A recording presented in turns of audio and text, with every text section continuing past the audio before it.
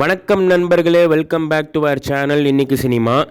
இன்றைக்கி நம்ம திருச்சி ஏர்போர்ட்லேருந்து அரியமங்கலம் வரைக்கும் நடந்த ஒரு சம்பவத்தை பற்றி தான் பார்க்க போகிறோம்.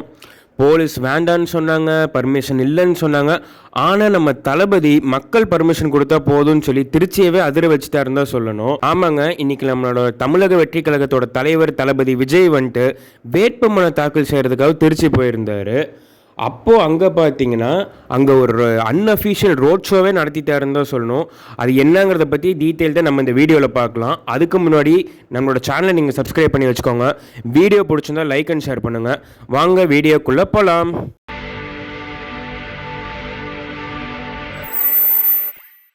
சமீபத்தில் நம்ம தளபதி விஜய் தனது கட்சி தேர்தலில் நிற்க போகிற வேட்பாளர்களோட லிஸ்ட்டை வெளியிட்டிருந்தார். அதில் தான் இரட்டை இடங்களில் போட்டியிட போவதாகவும் சொன்னார். அதில் ஒரு தொகுதி தான் பார்த்தீங்கன்னா திருச்சி கிழக்கு.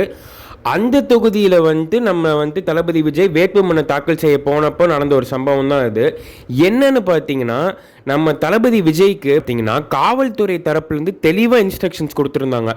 ஏர்போர்ட்லேருந்து அரியமங்கலத்தில் இருக்க நீங்கள் ரெஜிஸ்டர் பண்ண போகிற அந்த 7 கிலோமீட்டருக்கு எவ்வித ப்ரொமோஷன்களும் எவ்வித ரோட் ஷோகளும் இருக்கக்கூடாது. நீங்கள் பாட்டுக்கு போய் உங்களோட வேட்புமனு தாக்கல் மட்டும் செஞ்சுட்டு வந்துடணும், எவ்வித ப்ரொமோஷனும் இருக்கக்கூடாதுங்கிற மாதிரி போலீஸ் தரப்புலேருந்து சொல்லியிருந்தாங்க.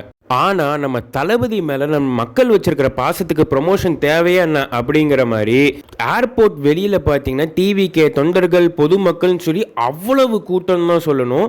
தளபதி ஏர்போர்ட்லேருந்து கீழே வந்து இறங்கின உடனே பார்த்தீங்கன்னா அவ்வளோ கூட்டம், அவ்வளோ ஜன நெரிசல் இருந்ததுங்கிற மாதிரி சொல்லப்படுது.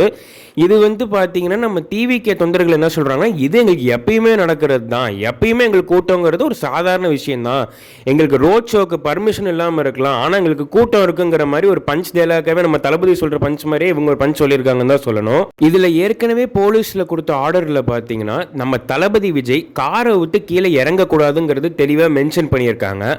ஆனால் இந்த கூட்ட நெரிசலும் ஜன நெரிசலும் பார்த்துட்டு நம்ம தளபதி விஜய் காரை விட்டு இறங்கி கையை மட்டும்தான் அசைச்சாரு. அதுக்கு பார்த்தீங்கன்னா அவ்வளவு கூட்டம், அந்த ஏரியாவே அதிர்ச்சின்னு தான் சொல்லணும். இதை பற்றி நம்ம டிவிகே தொண்டர்கள் ஏற்கனவே பல ரீல்ஸ்களும் பல மீம்ஸ்களும் போட்டு இதுதான் எங்கள் கூட்டம், பார்த்தீங்களா திருச்சி எங்களோட தான், நாங்கள் ஏற்கனவே ஜெயிச்சிட்டோம் அப்படிங்கிற மாதிரி பலரும் சோஷியல் மீடியாவில் சொல்லிட்டு வராங்க. இதை பற்றி உங்கள் கருத்து என்னங்கிறத தாராளமாக நம்ம கமெண்ட் செக்ஷனில் சொல்லிட்டு போங்க. நம்ம ஏற்கனவே சொன்ன மாதிரி நம்மளோட தளபதி விஜய் வேட்பாளர்கள் பட்டியலை வெளியிடும் போது தான் மட்டும் இரட்டை தொகுதிகளை நிற்கிறதா சொல்லியிருந்தார். அவர் சென்னை பெரம்பலூர் தொகுதியும் சேர்த்து திருச்சி கிழக்கிலும் நிற்க போகிறதா சொல்லியிருந்தார். அது ஏன்னு பார்த்தீங்கன்னா, அவருக்கு எதிராக போட்டியிட போகிற ஒரு பலமான வேட்பாளர் யாருன்னு பார்த்தீங்கன்னா இனிகோ இருதயராஜ் அவர்கள். திருச்சியில் பொதுவாகவே சிறுபான்மையின் மக்கள்கள் ஓட்டு அதிகம், அதனால தான் அவர் இங்கே நிற்கிறாருன்னு சொல்லி பல பொலிட்டிக்கல் அனலிஸ்ட் சொல்லிட்டு வராங்க. இதையே சில அரசியல் விமர்சகர்களும் சொல்கிறாங்க, அவர் சிறுபான்மையினர் வாழ்க்கை குறி வச்சு தான் இங்கே நிற்கிறாருன்னு. அதுக்கு டிவிகே தொண்டர்கள் என்ன சொல்கிறாங்கன்னா, எங்களோட ஆட்சியே சிறுபான்மையினருக்கான ஆட்சியாக தான் இருக்கும், அது ஒரு மாற்று ஆட்சியாக இருக்குங்கிற மாதிரி இவங்க சொல்லிட்டு வராங்க. இதோடவே நம்ம தெரிஞ்சுக்க வேண்டிய இன்னொரு விஷயம் என்னென்னா, திருச்சிங்கிறது பொதுவாகவே தமிழக அரசியலுக்கான ஒரு மையனே சொல்லலாம். அந்த மையத்தில் நம்ம தளபதி எடுத்து வைக்கிற ஒவ்வொரு அடியுமே கோட்டையை நோக்கி இருக்கிறதா தான் இருக்குது அப்படிங்கிற மாதிரி பலதரப்பட்ட டிவிகே தொண்டர்களும் ரசிகர்களுக்கும் இதை சொல்லிட்டும் அதை ஆரவாரமாக கொண்டாடிட்டு இருக்காங்க. இதை பற்றி நீங்கள் என்ன நினைக்கிறீங்கிறத நம்ம கமெண்ட் செக்ஷனில் சொல்லிட்டு போங்க. அடுத்து பார்த்தீங்கன்னா, வேட்புமனு தாக்கல் செஞ்சுட்டு வந்த உடனே நம்ம தளபதி விஜய் தனது கார்லேருந்து அவர் விசில் சின்னத்தை காமிச்சாருன்னு தான் சொல்லணும். இதை பார்க்கும் போது டிவிகே தொண்டர்களும் தளபதி ரசிகர்களுக்கும் ஒரே கொண்டாட்டமே ஆயிடுச்சுன்னு தாங்க சொல்லணும்.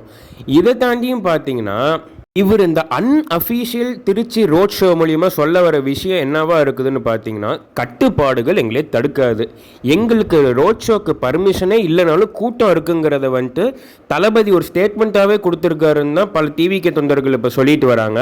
ஆனால் ஏதோ ஒன்றுங்க, தளபதியோட இந்த திருச்சி விசிட் பார்த்தீங்கன்னா அங்கேருந்த லோக்கல் போலீஸ்களுக்காகட்டும் இல்லை தேர்தல் ஆணையத்துக்காகட்டும் இது ஒரு சேலஞ்சாகவே இருந்ததுன்னு தாங்க சொல்லணும். ஏற்கனவே தமிழக தேர்தலுக்குள்ள டிவிகேயோட இந்த வருகை பார்த்தீங்கன்னா ஒரு மும்முனை போட்டியை உருவாக்கிடுச்சுன்னு தான் பலரும் சொல்லிட்டு வராங்க.